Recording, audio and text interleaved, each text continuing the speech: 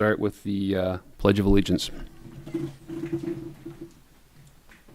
I pledge allegiance to the flag of the United States of America and to the republic for which it stands, one nation, under God, indivisible, with liberty and justice for all.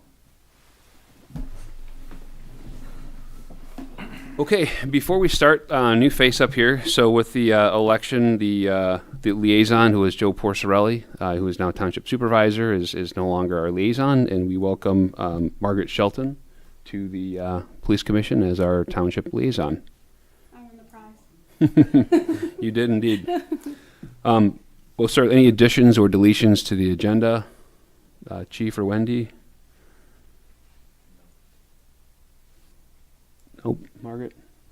Nope. All right. Can I have a motion to approve the agenda as submitted? Motion. Support? Support. All in favor? Aye. Next action item, approval of the minutes of the September 17th meeting. Any comments on the minutes? No.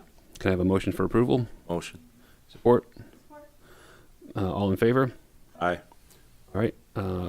Minutes are approved. We'll start. First item here is presentation, swearing in of Reserve Officer Jeremy Gott.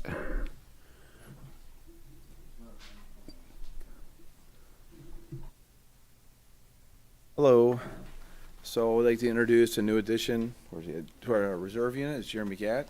He's been on the island for most of your life. Is that right? Yes, sir. He did join. He's completed the Schoolcraft Reserve Academy. Is that 18 weeks? Yes, sir. 18 weeks, and we're here to swear him in, and glad to have him on board. Just want to go over what the oath is. It's universally recognized as a solemn pledge that someone makes that they sincerely intend to commit to what they advocate and affirm. The trust and support of the community is essential if the department is to fulfill its commitment to the citizens in the community. Sincere commitment to the oath provides vital guidance to reserve officers during their career and most critical decisions. So I'm going to have you raise your right hand. I'll read to you right out of the oath book here. I do solemnly swear that I will support the Constitution of the United States and the Constitution of the state, and that I will faithfully discharge the duties of the office of Police Reserve Officer in and for the Township of Groseal according to the best of my ability. I do. Congratulations. Thank you. Sign right here. And he was already issued his firearm and badge at his graduation. So. Congratulations. Thank you.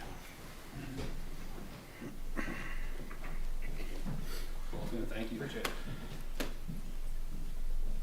Congratulations.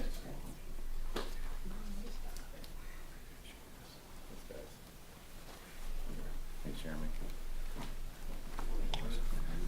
I just wanted to introduce, we have a couple of our reserve officers here too. This is Captain Wes Price. Come over, Wes. He's been with our department for how many years? 11 and a half. 11 and a half years, and he runs a reserve unit. And our liaison from our department to the reserve unit is Sergeant Eric Vasquez in the back there. So he's been doing it for quite a few years, I think, already. 2.5 years. And then we have Joe Scotty right here is one of our reserve sergeants also. So they're very valuable to our mission for the city and for the department. I want to give them recognition for that. So Thank you. Thanks, guys. Appreciate it. Thank you. Yeah, for sure. A true force multiplier for the department.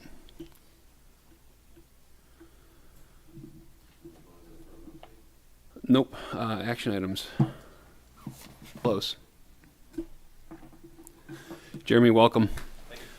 Okay, first action item is, and I'll just make the motion that we approve the removal of the probationary staff status for clerk dispatcher Katiana, effective October 30th, 2024. Support? Support. All in favor? Aye.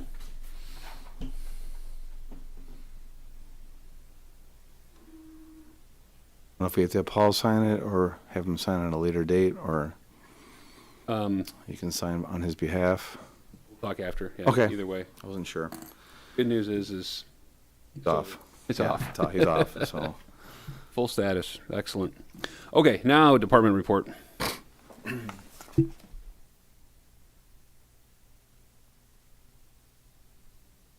hello again. So we've missed a couple commission meetings, so I want to kind of go over to some of the things that they're kind of older, but this is to go back to some things.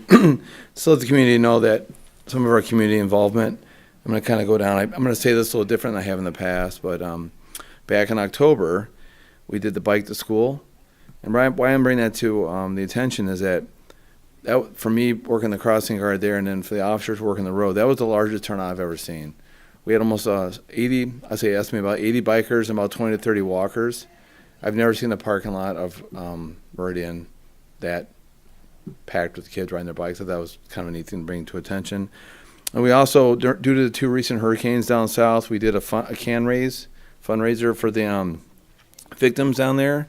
We raised about 600 cans of canned goods, 21 cases of water, 18 gallons of bleach, 400 pounds of dried animal food, 200 cans of pet food, and the goods were transported by MLAC movers to North Carolina and then eventually turned over to United Way. So that for being kind of put out at the last minute, we didn't have a lot of advertisement on it. That's a pretty good turnout. I was actually 2 F-150s full of goods. I was actually pretty happy with that. Department update. Lieutenant Kevin Callis graduated staff in command in October. So that's, he actually scored pretty high in this class. I'm sure you're pretty happy to have that over with. That is a very intensive schooling. And so it's, when you're working a job and you're also doing the schooling, it actually is pretty, I know firsthand, it's a lot of work. And then Sergeant Vasquez, who just left, applied and he was accepted for next year's class. So he's already turned all his paperwork. We already have the funding for it. It'll be paid at a forfeiture. So that's I'm really happy and excited for that. And then some to our future. Next in January, I plan on doing a presentation about kind of what our year 2024 has been for the department and stats and interest, and then go into like budgetary things and some of the projects we completed, and then I go into the capital improvement projects for the 2025 season. But recently at the board level, our X2 tasers are, the tasers we have, they're out of date. Axon will not supplement them, or they're not going to service them anymore. So we had an action item and the board approved it to get 17 new Taser 10s to replace them. And then in the future, our current laptops are from 2018, the ones that have been in the cars since 2018. They're about done. So we've been looking into different vendors. I think we're going to go to the township IT vendor to get new laptops. We already have the prices for that. That'll come before the board when that time comes.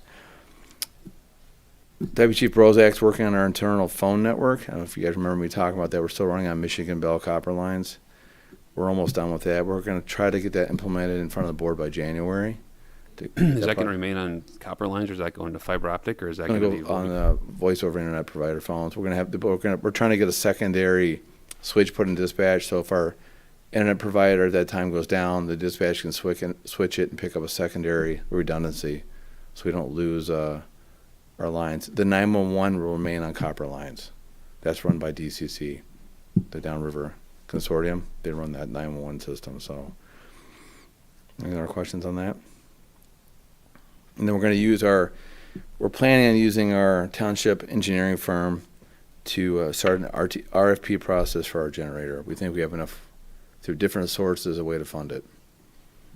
Is there it's not scrap because it still runs, but is there a trade-in value for the other one, or does that stay as backup, or what happens to the it? 1992 Kohler generator? I think some of you guys have seen it. It's I wouldn't want to buy it, but it runs good. It tests every single week. It runs on the self-test. And then we just had the oil. We did our yearly maintenance on it, and then I think in June we run a stress test on it. They run it to the max for 4 hours, 80,000 kilowatts. They run it hard to see how it runs, and it's passed them all. But it's a 1992 generator, and if you look at it, I know you don't base mechanics on looks, but you can see where parts of it are melting, and it's just, I think we're to the point where we need to replace it before it drops. I'm sorry, what? Is it worth donating, maybe? I don't know. To answer your question, I don't know what we could do with it. I don't know if we could sell it like we did our tasers. We sold those back to Axon. When that time comes, we'll sell them back once they're implemented in place. I don't know. I don't know if we can sell it back or sell it to another department. It's going to cost money to disassemble it. And it's big. It's 80,000 kilowatts, which in police generators is not the largest, but it more than facilitates our needs. So I can ask them when they. I No, don't know. I That's a was good just question. I don't know curious, what yeah. they do with it. It's a monster. It's a so- motor that runs on natural Yeah, I mean, gas. it's got some value. The question is to who and for how much. Maybe even within the township. That I don't know. That's a great question. What's Got the life copper? expectancy on the tasers? I think we got those other ones. The ones currently we have in 2012. I'm going off of memory on this one. Do you remember that action? I was 2012. So the ones we got, we bought a 5-year service plan. So if a taser breaks, they replace it, no questions asked, like our body cams. So if the officer breaks their body cam, Axon just ships us a new one within a day or two. We already have spares just in case. And that's just part of the. It's just part of the. There's no extra fees. The shipping and everything's covered. So the Axon, our contract is for the tasers is 5 years. The one we just went into, starting in February. That's when they're gonna fly people into Michigan as part of the contract to train our instructors, and then they'll train the department. We'll transition over once we're all trained and certified in the new tasers. The old ones will go back to Axon. That's in the price, the buyback price. It's already in it. So. That makes sense, or die? All right. Any other questions on that, or they answer your question how long they last for? I don't know. That they don't have. Oh, you They get don't it, have like a I 10. Yeah, understand. we're Yeah. good for 5. I'm guessing 10 to 15 years total. It wouldn't be affordable for departments to keep buying them every 5 years. So, any other questions? None on my end. All right. Thank you.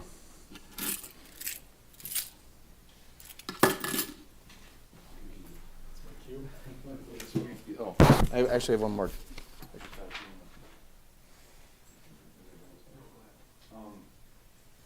You guys I'm sorry, I forgot to bring this up in the department update.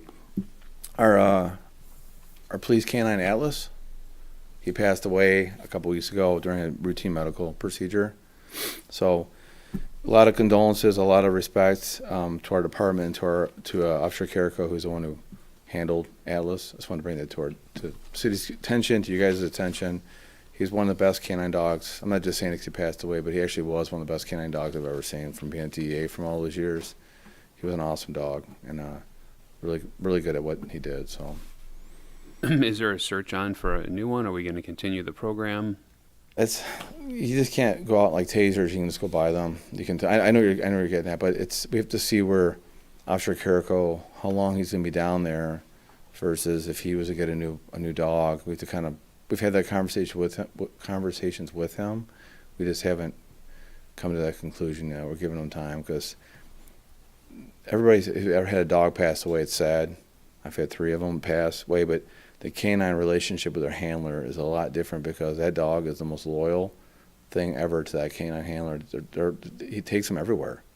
You know, at one time people went on vacation without him. That would, you know, it's a lot of emotional thing for him to lose that dog. That's what I'm trying to say. So I don't know if he's ready for one yet, but we'll talk to him when that time. We've had a brief conversation, but we'll talk to him when that time comes. I mean, it seems like it was like an 8-month or a year-long process to find Atlas. You got to find the dog and train it. Then you got to get them certified, and then there's always certifications. And then if a person's going to stay at DEA for 3 years, 1 year, 10 years, you got to kind of have that plotted out before you put a dog in there. And if you're going to have a replacement in those, however many years it is, you got to figure out that out. Then you got to get the dog up and running before they go to DEA. So, in general terms. So, all right. All right. Thank you. Sorry.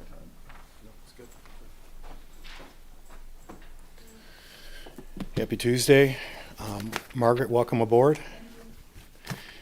And all of you, thank you for doing what you do, taking time out to be here and being a voice for the police department.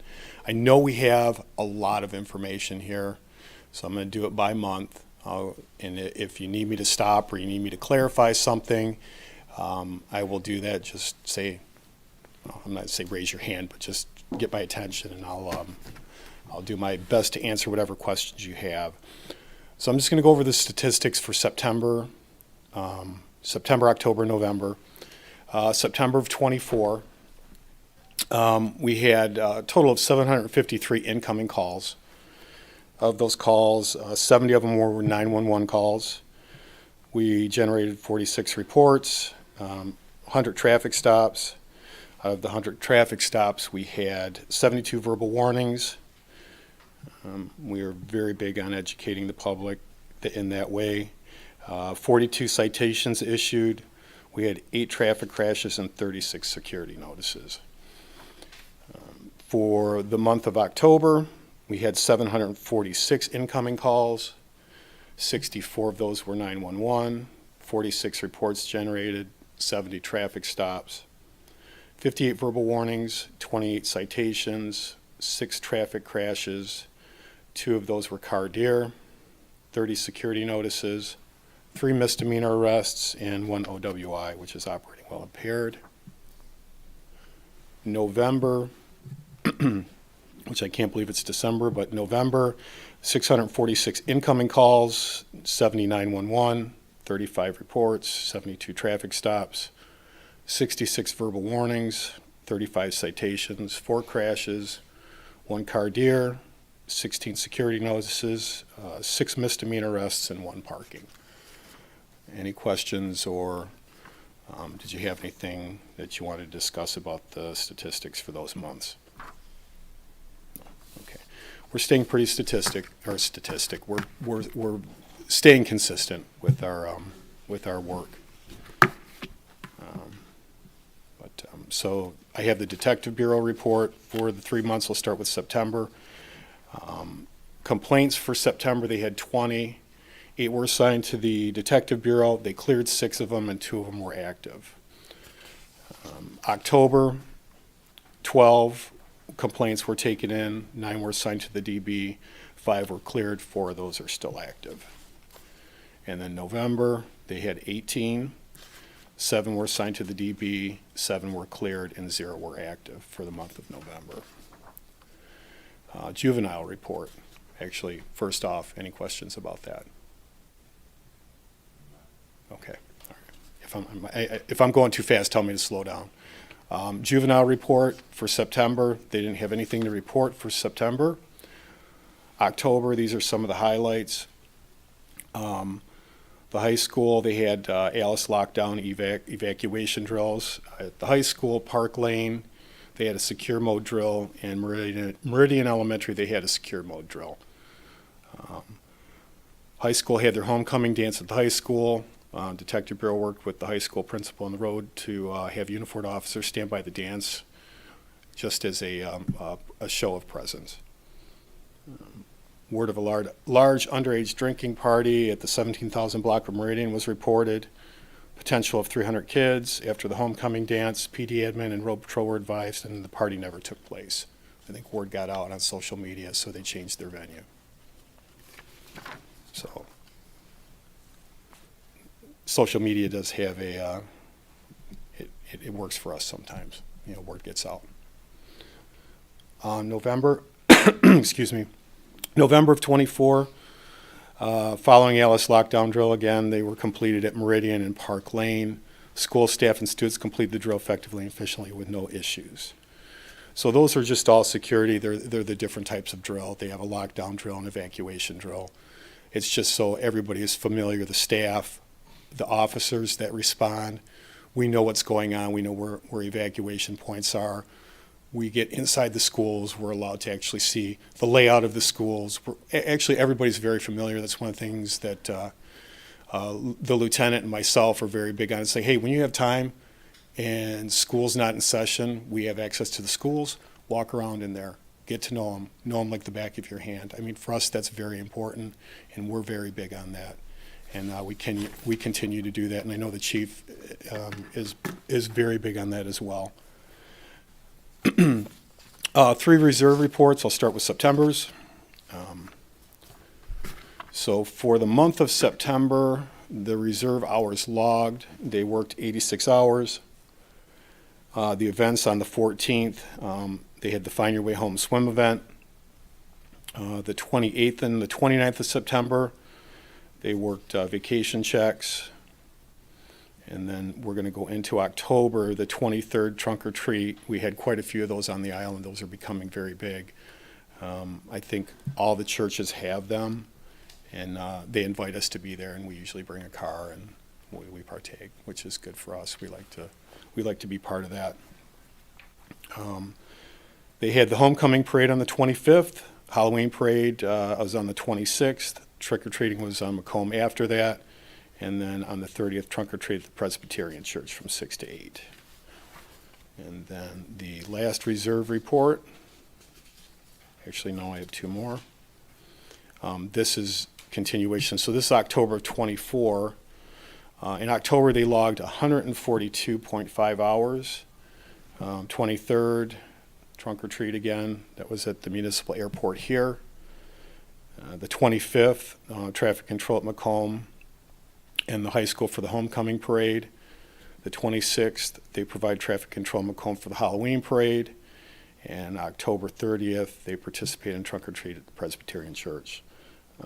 I know all of us here are very thankful that we have them and we're able to utilize them, because to have those extra officers and those extra bodies, especially for parades and bigger events,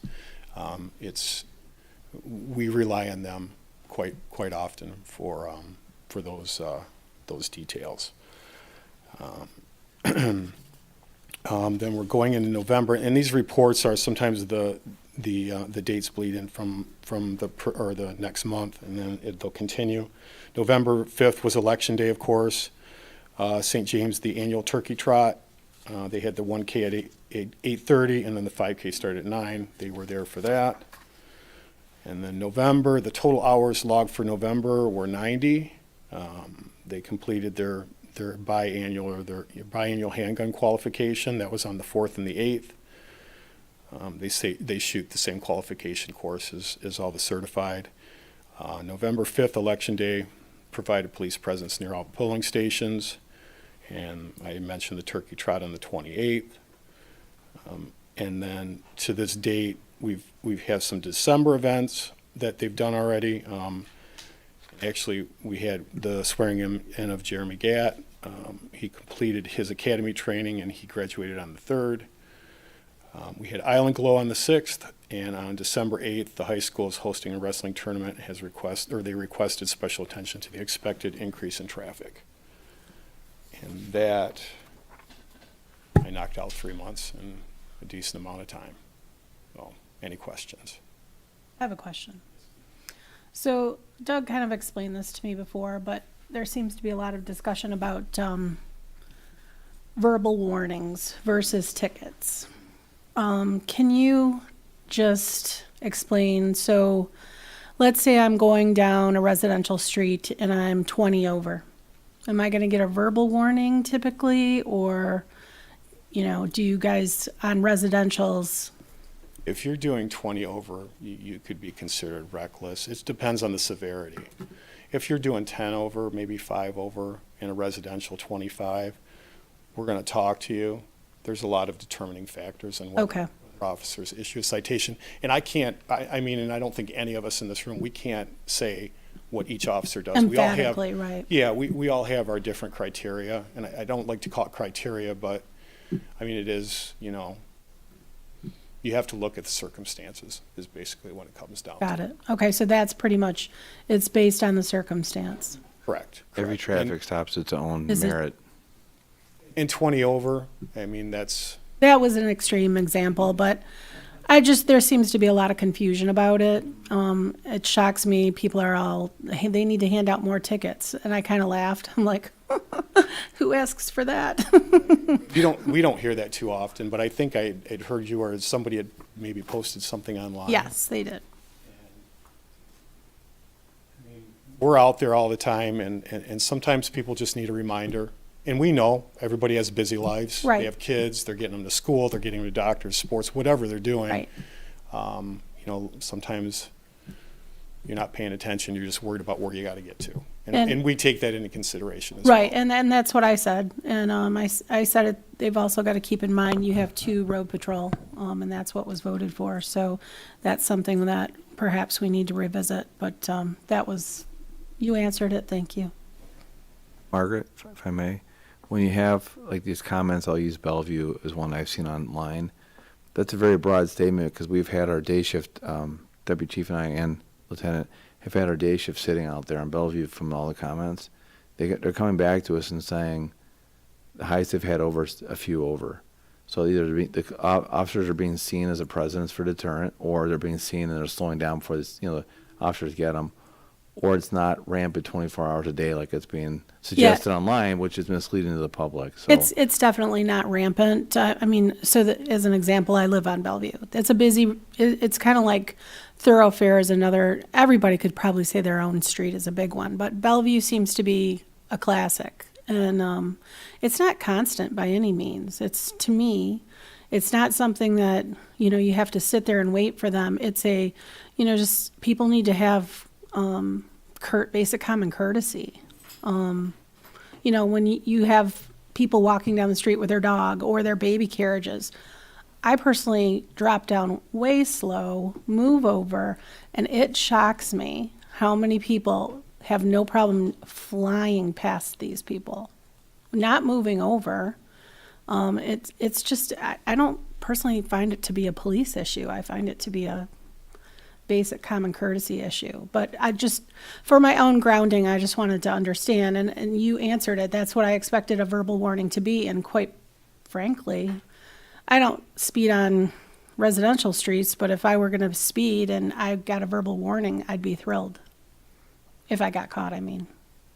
Most people are. And we try to educate as much as we possibly can. We are using social media a little bit more. We remind people, and most people don't know, if it's not posted, like if Bellevue's not posted, what's the speed limit? It's 25, if you don't know that, right? Right. Most people don't know that. That's So a shocker. It is a shocker, but, I mean, we put out as much information as we can, and hopefully that helps.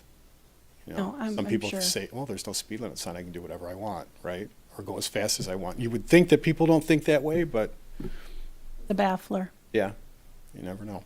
So, But okay. thank you. Welcome. Thank you. Anything else? All right, department report, reserve report. Next up is liaison report.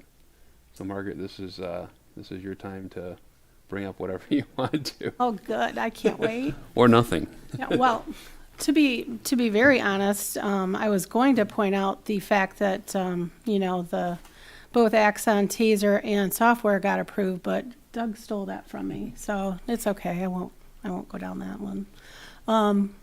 Really seriously though, I just want to say I was warmly welcomed by you guys, and I really appreciate that. And you guys have answered all my questions. You've made things easier to transition into this, and to actually feel like I'm part of the team. So I appreciate that. I think anyone that's worked in a group and then worked on a team, they're two very different things. And I feel like this has got a team vibe to it, and I work better that way, and I appreciate that. So with the fact that the Axons were approved, the only other thing that I really wanted to highlight was, so everybody knows about the DTE battery storage facility. That's been something I've kind of been monitoring, and it sounds like the DTE representative has contacted the township. So Derek Thiel and Supervisor Porcerelli are going to meet with that person, and then they're going to bring them back to a township board meeting where the public can ask questions as well. But I just wanted to, that's a big one to me. They're right across. We can see everything. And anybody, that knows how to use Google can find information on battery storage, and it's quite eye-opening. So it was just important to me that both of our public safety teams are aware of that, and they both are. So other than that, I think, the township is going to be focusing on, there's a forensic audit that they're going to start performing, and the big focus is on budget and fiscal responsibility. And I just want everybody to know that that's going to be, that is a priority for everybody here. I've already seen that, and I look forward to, supporting that and making sure that everybody becomes very aware of how much Groseal police actually do. I think there is a big gap in understanding just how much you guys actually do for the community.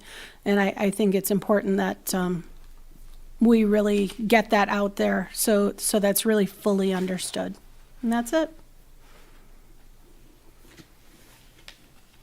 Okay, thanks, Margaret. Next up, public comment. Anyone in the public wish to comment? All right. If there's nothing else, then I'll accept the motion to adjourn. Motion. Support. Support. All in favor? Aye. Aye. All right. I'll meeting over at looks like about 7:32. Thank you.